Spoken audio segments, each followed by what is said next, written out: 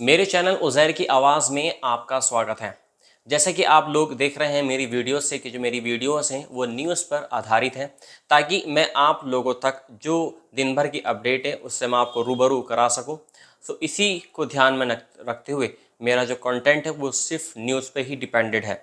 मैं आपसे गुजारिश करता हूँ कि प्लीज़ अगर आपने मेरे चैनल को सब्सक्राइब नहीं किया है तो आप मेरे चैनल को सब्सक्राइब कर दें, ताकि जो मेरे चैनल की रीच है वो रीच मिल सके और मैं आप लोगों तक इस तरह की जो वीडियोस हैं वो ला सकूं और अपने काम में मैं इम्प्रूवमेंट कर सकूं, क्योंकि आपका जो एक सब्सक्राइब है, आपका जो एक लाइक है, वो मुझे उत्साहित करेगा, वो मुझे इनकरेज करेगा, ताकि मैं अपनी वीडियोस में कुछ और अच्छा कर सकूं, अपनी एडिटिंग को अच्छा कर सकूं, अपनी व्यूज़, अपनी न्यूज़ जो कंटेंट है उसको अच्छा कर सकूं। तो आज की जो खबर है उसकी तरफ चलते हैं कि इजराइल के प्रधानमंत्री बेंजामिन नेतन्याहू अपना अमेरिका दौरा खत्म कर देश लौटने की तैयारी में हैं।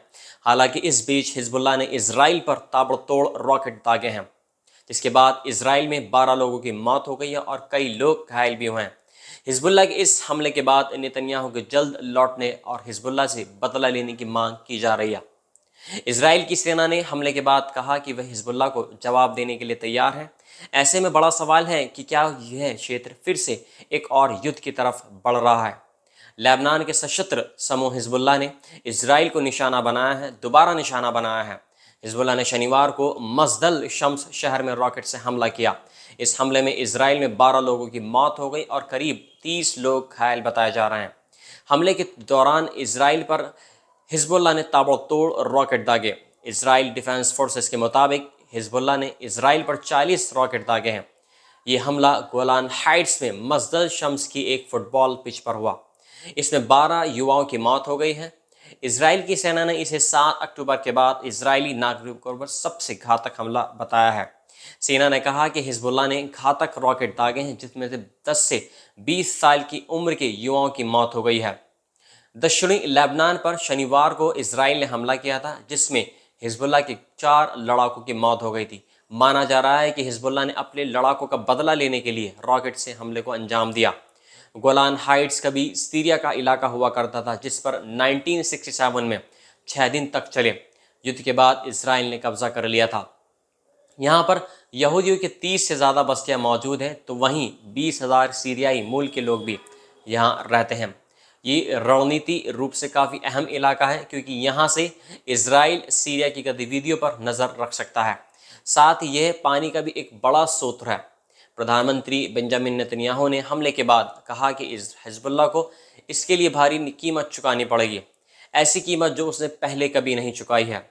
इजरायली सेना का कहना है कि घातक रॉकेट हमले के बाद हिजबुल्लाह के खिलाफ जवाब देने के लिए तैयार है। हिजबुल्लाह के रॉकेट हमले पर विचार करने के लिए इजराइल की वॉर कैबिनेट की मीटिंग बुलाई गई है। इसके बाद आशंका जताई जा रही है कि इसमें इजराइल कोई बड़ा निर्णय ले सकता है। माना जा रहा है कि इजराइल लेबनान के खिलाफ युद्ध भी छेड़ सकता है। हिजबुल्लाह लेबनान का एक बेहद ताकतवर सशस्त्र संगठन है। हिजबुल्लाह का शाब्दिक अर्थ है अल्लाह की पार्टी। ये एक कट्टर शिया आतंकी संगठन है।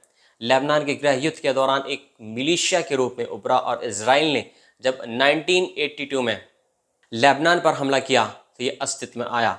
हालांकि आधिकारिक रूप से इसका स्थापना 1985 में हुई।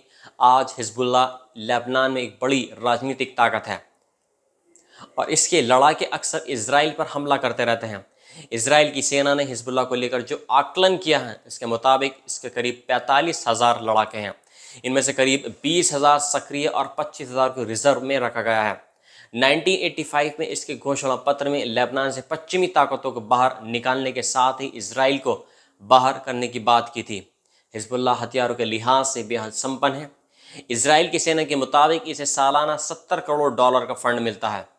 इसके पास 1,20,000 से 1,30,000 के करीब मिसाइलें हैं। साथ ही anti corruption missiles, anti ship missiles, defence missile system सहित कई आधुनिक हथियार हैं।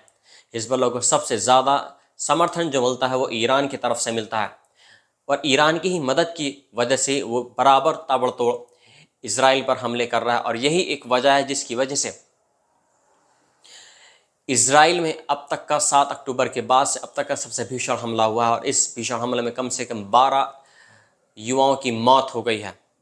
लेकिन बेंजामिन नेतन्याहू अपनी पूरी तैयारी के साथ में, वॉर कैबिनेट के साथ में पूरी तरीके से कनेक्टेड है और इस चीज़ पर विचार विमर्श किया जा रहा है कि किस तरीके से हिजबुल्लाह को रोका जा सके।